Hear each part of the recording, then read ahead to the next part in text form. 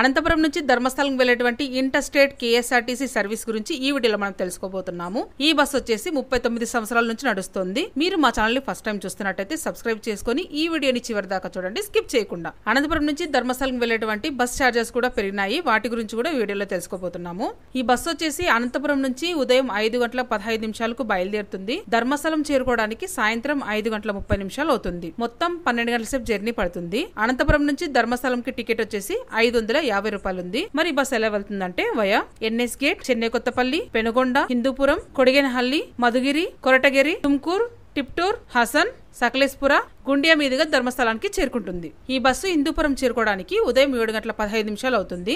మధుగిరికి చేరుకోవడానికి ఉదయం 9:40 అవుతుంది. అనంతపురం నుంచి మధుగిరికి టికెట్ వచ్చేసి 206 రూపాయలు ఉంది. తుమ్కూర్ కి చేరుకోవడానికి ఉదయం 10:20 అవుతుంది. అనంతపురం నుంచి తుమ్కూర్ కి టికెట్ వచ్చేసి 244 రూపాయలు ఉంది. టిప్టూర్ కి చేరుకోవడానికి మధ్యాహ్నం 12:30 అవుతుంది. హాసన్ కి చేరుకోవడానికి మధ్యాహ్నం 1:40 అవుతుంది.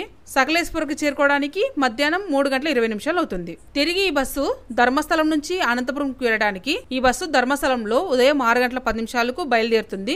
అలాగే తుమ్కూరు నుంచి మధ్యాహ్నం 1:40 బయలుదేరుతుంది. హిందూపూర్ చేరుకోవడానికి సాయంత్రం 4 గంటలు అవుతుంది. అనంతపురం చేరుకోవడానికి సాయంత్రం 6:30 అవుతుంది. మరి ఇలాంటి బస్ ఇన్ఫర్మేషన్స్ కోసం మన ఛానల్ ని సబ్స్క్రైబ్ చేసుకోండి. అలాగే మన ఫేస్బుక్ పేజ్ ని ఫాలో అవ్వండి. మరో వీడియోలో మళ్ళీ కలుద్దాం. Thanks for watching.